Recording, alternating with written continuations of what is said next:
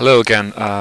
This is my video about now task 2 in the Unit 2 exam, the online exam. Yeah. So task 2 is all about writing a pseudocode algorithm to solve a problem given to you in the exam paper. So here's an example question. A university professor is entering the marks for her students. Oh, let me just edit this. For her students. Oh, her students got in their final 2 exams. The 2 exam scores are added together and then divided by 2. She also needs to know the highest and the lowest average score. Okay, the professor wants a program that can help her to do this. Write an algorithm in pseudocode as an outline for the program that can do this. Okay, so the first thing to do here is to look at the outline and decide what variables we need in the program. Okay, so the first obvious one is that we've got two exam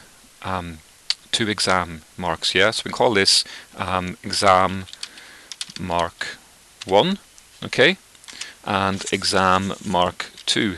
Okay, mark 2. Now it's nice to use the capital letters with the keywords in the pseudocode like that.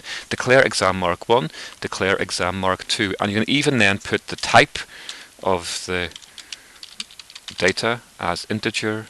They're whole numbers, exam marks, so no decimals, that's integer. Okay, declare exam mark 1 as integer, declare exam mark 2 as integer. Okay, now we also need to have the average.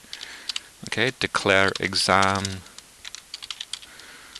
average mark as integer. Okay, and we also need the highest and the lowest average, so we can declare lowest mark or lowest average mark as integer. Either will work as integer, and declare highest mark as integer. Okay, so we have all of our integer variables declared. We can also we will need to add a couple of extra ones later. We can see, I will explain those later why we need them. We also need to have an array to store all of the students. So we're going to declare students, or student names even, or student marks. What's the best way to do this? Let's call this student marks as integer of, what's the data type for it? Was text or string? Let me just check my notes here. Doesn't really matter. Let's call it text. String, actually. String. I just realized I've declared student marks as array of string student names or student marks. Let's call this student marks as array of integer. Okay, do we need to know the names of the students? I think for this program we'll keep it simpler. We won't bother with the names of the students, just the marks.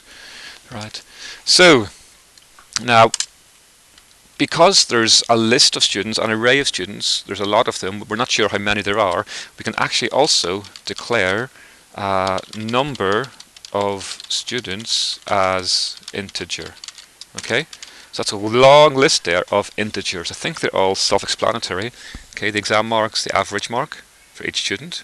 Okay, the lowest mark, the highest mark, all of the marks in an array or a list of integers, and then the number of students in the class as an integer as well. Okay, now then we need to decide which of our loops we're going to use to loop through all the students. Now there's 3 types of loops we can use. There's a for loop, okay, and for.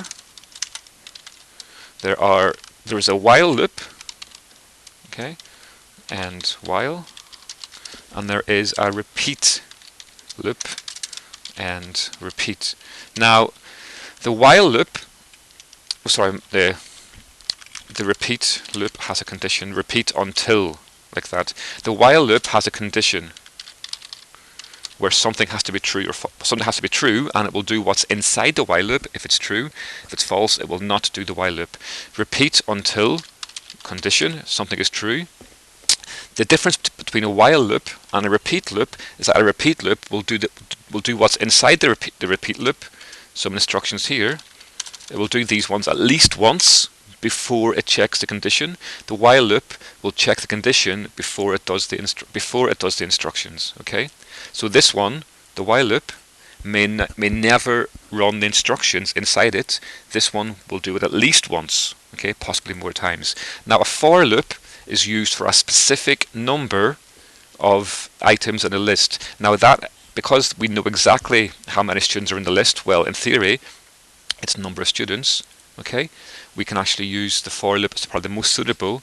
Or you could use the repeat until loop, but put maybe another thing here like end of class or something. That would be fine as well. My personal preference is for a for loop for this sort of scenario. Okay, so we're going to do a for loop where we need to put an index. Okay, let me just delete these for a second. We need an index to control how many times this for loop is going to run. Now, you can call it just index if you want. That's a Python thing, or you can call it count if you want as well. Okay. Now, in Java, Greenfoot, they use I, and then the solutions for the exam board's mark scheme, they also use I as an index. So let's keep it with I for now.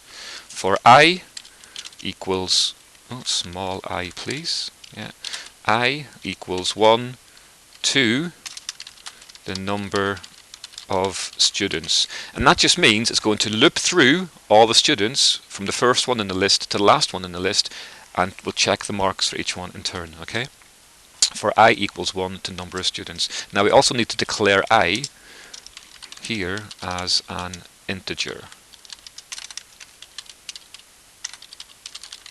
Okay, it's another value to declare. Right, now it's nice to tab in. The key above the caps lock key on the keyboard is the tab key. It has a left arrow and a right arrow. That's a tab key. Tab in so the things inside the for loop are indented a little bit, just like in Python. Okay. So now we're going to get input. So maybe just display a message on the screen. Display a message on the screen first of all. So we're going to where's my display? What did I say display is? Input, output. Okay, let's just output a message on the screen.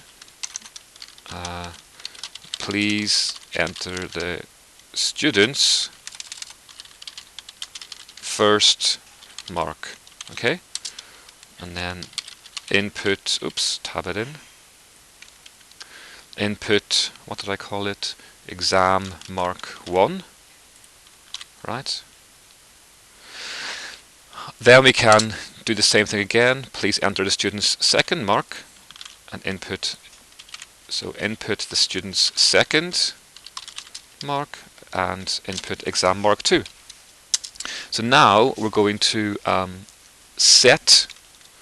Now we know the two exam marks. Set the average mark, exam average mark, to, let's use some brackets here for bit maths, exam mark 1 plus exam mark 2 divided by 2.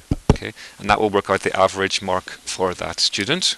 Alright, so now we need to check if that is the highest student mark so far or not. Now we're going to do something above the for loop. I need to set the value of the highest mark, the lowest mark. Before we see any student's marks, the lowest mark will be 0. Okay, to 0. Before we see any of the student's marks, the highest mark is also going to be 0. Okay, we haven't seen any student's marks yet, so the lowest and the highest will both default initialize to 0. Right. So now we must check, is the current student's mark higher than the lowest, and is the current student's mark higher than the highest? And if they are, we can change the variables of the lowest mark to this student's mark or the highest mark to this student's mark, depending if it's higher or lower than the current highest or lowest. Okay, so that's just an if. If exam average mark is greater than the lowest mark, okay, then let's indent it one more time. We're going to set the lowest mark to, sorry, this should be the highest mark, excuse me. If it's higher than the highest mark, we're going to set the current mark to be the highest mark. Okay, what that means is that this ends if we go through this the first time, okay, and the first student in the list has an average exam mark of say 60. Well, 60 is above 0, okay, so it's going to set, I've done this again, haven't I? I'm sure you spot all of my errors. Set highest mark to lowest mark. Okay. If we go through the first time, highest mark has a value of 0. The first student, say, has an average mark of 60. Well, 60 is above 0, so we change the value of the highest mark to be 60. Okay. That's a key function, a key task in computer science. You check the current value of something with the established upper or lower bound, and if the current value is above the upper bound, you set the upper bound to that current value. Okay. Right. We do the opposite now for the lowest mark, and I just realized I made a mistake because you can't get lower than 0, so we need to actually reverse this and set the lowest mark to be 100. Okay, I hope that makes sense, because every single student, their average mark will be either 0 or above. Okay, so a check on that value will always fail. We must reverse the check to make the lowest mark set the initial lowest mark to 100, and then as each student goes through and gets processed, we can see if their lowest mark is lower than this. Okay. So if the exam average mark is less than the lowest mark, okay, then we're going to set the lowest mark to the current student's average mark. Okay, and if, right, let me put this back to there, it's off the bottom of the page, let me just move that up, it's all on the same page. So what this for loop will do, it's going to go through each individual student in the list, calculate their average mark, see if their average mark is above the current highest mark. If their average mark is above the highest mark, it's going to change the highest mark to be that average mark. Okay. It's also going to check if their average mark is lower than the current lowest mark. So the lowest mark starts at 100. If the first student has 60, then the highest mark will become 60, and the lowest mark becomes 60. Okay. Here. If the second student has, say, 70, then the highest mark becomes 70, but the lowest mark stays at 60. If the third student has 50, then the highest mark stays at 70, and the lowest mark changes to 50. Okay, so this check will work for each student in the list. Now then, we're going to then, at the end of this program, we've worked out each student's average mark. Okay, we could actually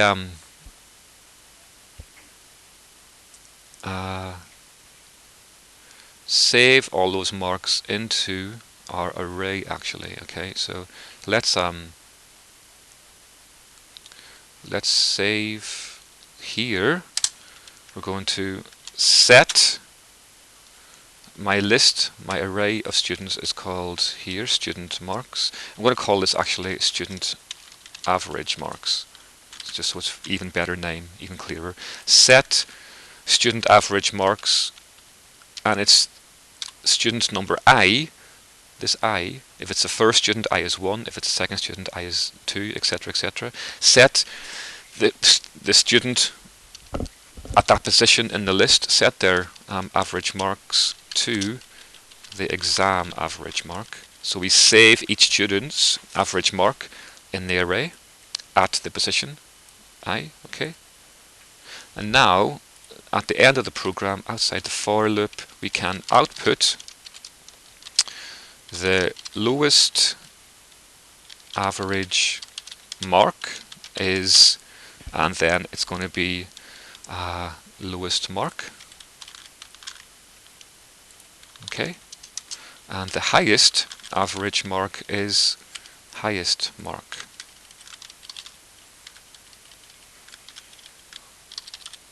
Okay, so this program, this algorithm, will identify each student's average mark, save it into the array, and then calculate the highest mark and the lowest mark. Okay, I hope that is sort of clear. I did waffle a bit again as usual and get a bit lost there in the middle, but I hope that's sort of clear.